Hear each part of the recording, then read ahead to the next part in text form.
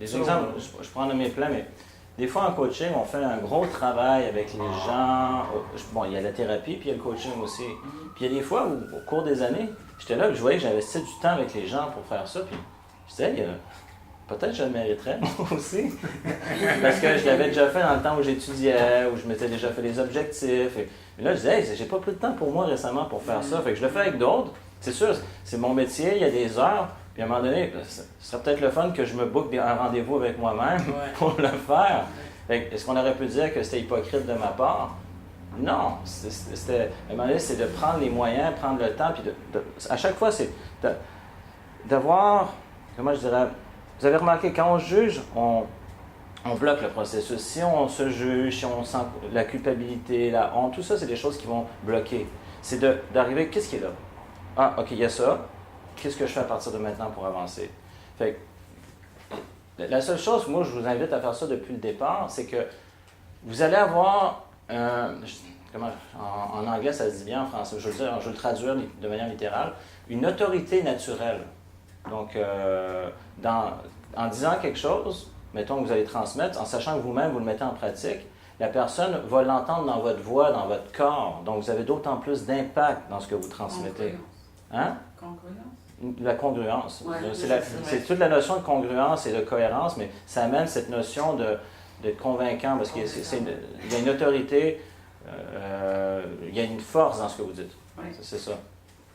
Fait que, je veux dire, je prends Richard Bandler, c'est un des meilleurs exemples. Le gars, il en arrachait, puis il a aidé plein de monde. À un moment donné, il était allé souffrir, il a fini par se prendre en main. Là. Mais c'est pour ça, moi, avec vous, il y a toutes ces notions. Puis là, ce que je dis ici, on est dans un laboratoire. Il y a différents modèles du monde. Et c'est que vous ayez cette chance, justement, de l'utiliser comme une opportunité. Donc, d'avoir une curiosité. Évidemment, bon, là, je pourrais amener plein d'autres aspects. Donc, déjà de voir, hein, qu'est-ce que c'est ça, cette affaire-là? C'est quoi ce modèle du monde? Mais est-ce que c'est utile pour la personne? Est-ce que ça répond à un besoin? C'est ça, on se pose la question. Et en même temps, évidemment, ça, c'est la base de toute relation, le respect. Donc, c'est de... Déjà, on regarde respecter les autres, mais ultimement, c'est d'arriver à se respecter soi-même. Oui. Fait que c'est les deux. Parce que si on ne se respecte pas soi-même, ça devient difficile de respecter les autres. On le fait au détriment de qui on est. Fait que c'est dans les deux sens. Moi, ça m'a fait penser au fait de coacher quelqu'un sur un aspect qui n'est pas totalement maîtrisé dans nos vies. Oui. Par exemple, imaginons la gestion du temps, ou alors quelqu'un qui me dit « Ah oui, tu fais du coaching, mais par exemple, moi je veux devenir millionnaire, mais toi tu n'es pas millionnaire. » par exemple. Des choses comme ça. Ouais. Donc, comment tu pourrais m'apprendre quelque chose que toi tu n'as pas encore dans ta vie? Voilà. C'est un bon point. Tu vois, ça c'est un choix, par exemple, je ne coacherais pas quelqu'un pour devenir millionnaire.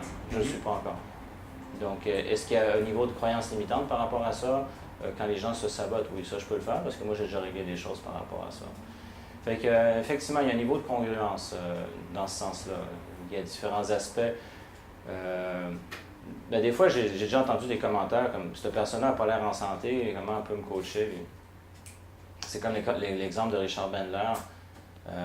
Oui, on peut se poser des questions. Fait que, moi, je vais donner ma réponse. Personnellement, je trouve que c'est d'autant plus facile quand on est des cordonniers et des cordonnières bien chaussés pour le faire.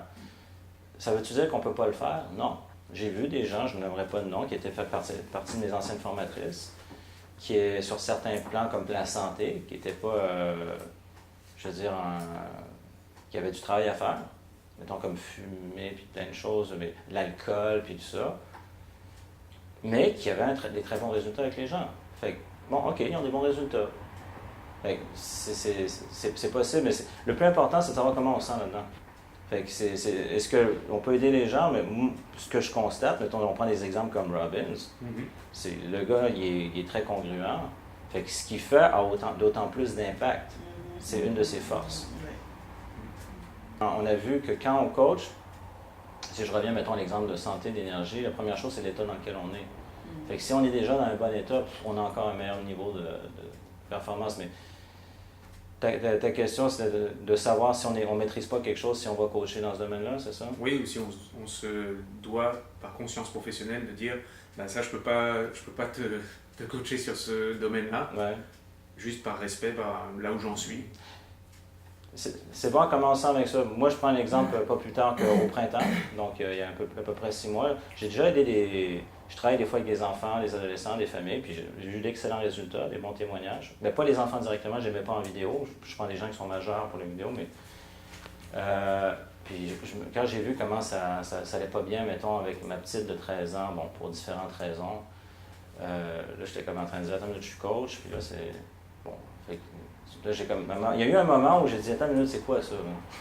C'est... Mais bon, après, j'ai vu qu'il y a des choses que je peux faire, mais je ne suis pas le thérapeute familial. Finalement, on a trouvé des solutions, maintenant, ça va bien. Mais sur le coup, j'en ai même parlé avec ma femme, ça remettait en question ma congruence, là. C'est comme... Je fais quoi avec ça, là? Parce que moi, j'ai une ado qui crie dans la maison, c'est n'importe quoi, puis j'aide du monde. Fait que là, ça me remet en question, là.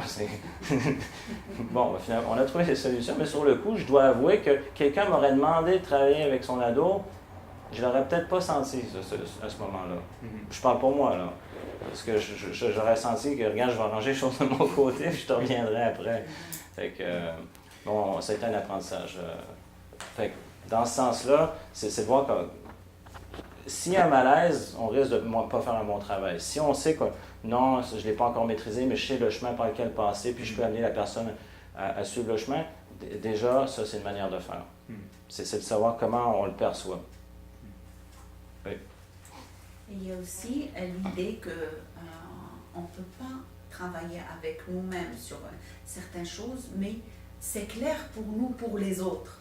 On le voit clair pour les autres, mais on n'arrive pas à l'appliquer pour nous-mêmes. C'est pour ça que des fois, ça réussit quand on travaille avec la personne, il y a des résultats, mais pour l'appliquer à nous-mêmes, on ne peut pas. Ou c'est pas le même chemin qu'on l'a appliqué avec la personne. Donc c'est un peu difficile peut-être que c'est plus facile de l'appliquer parce que tu le vis, tu le vois clair et tu vois la solution claire pour les autres. Déjà, mais tu la vois en pas. général, c'est plus facile de faire ça Ouais. que de faire ça. Oui, justement. Et c'est pour ça que je vous dis, j'ai vu plein de gens qui ont étudié en PNL, en coaching en général, qui ont quand même développé un bon niveau d'habilité. Là. Ils sont capables de vous aider. On ne remet pas en question leur habilité, mais sans pour autant avoir travaillé sur cet aspect-là. Là, je bloque dans l'extrême quelqu'un qui est dans la boisson et dans la drogue, dans le savoir-être. Moi, je ne comprends pas comment il peut être bon dans le savoir-faire. C'est ça que je comprends. Okay, je parle des extrémités. OK, mais je vais prendre un extrême, parce qu'il y a quelqu'un de très extrême, Richard Bandler. C'est une sur combien? Non, mais il y en a... Je ne suis pas en train de dire que c'est correct. Là. C'est comme, idéalement, si on prend le modèle Resolve, qu'on a retrouvé dans les 12 étapes que j'ai pris, la première chose, c'est d'être dans un état optimal pour avoir des performances optimales, parce que ça vous permet d'avoir les bonnes pensées, d'avoir les bonnes actions, de communiquer de la bonne manière. Mais c'est ça. Ceci dit... Mais ça, c'est juste un jugement. De quoi? De penser que quelqu'un qui boit et qui se drogue n'est pas capable d'être bon dans ça. C'est pas ça ce que je dis. OK, c'est ça que j'ai compris. Ben, excuse-moi, mais c'est que c'est pas optimal. C'est ça, c'est pas un jugement. Non, c'est une opinion. C'est pas un aide. Je dis même, moi, je dis, je Ça bloque la fonctionne dans drogue. sa vie. C'est ça que j'aimerais comprendre. Donc, prenons un exemple. Il y a des chirurgiens qui, par exemple, qui prennent la drogue et qui boivent. On est d'accord? Dans le domaine de la médecine, c'est un des domaines où il y a une énorme, malheureusement, consommation. Parce que, bon, si on prend au niveau des stimulants comme les amphétamines, souvent pour arriver à passer à travers les études de médecine, c'est des études qui sont pratiquement inhumaines. Puis quand il faut qu'ils soient internes, donc beaucoup vont recourir à différentes substances pour arriver à avoir les résultats voulus. C'est banaliser la drogue.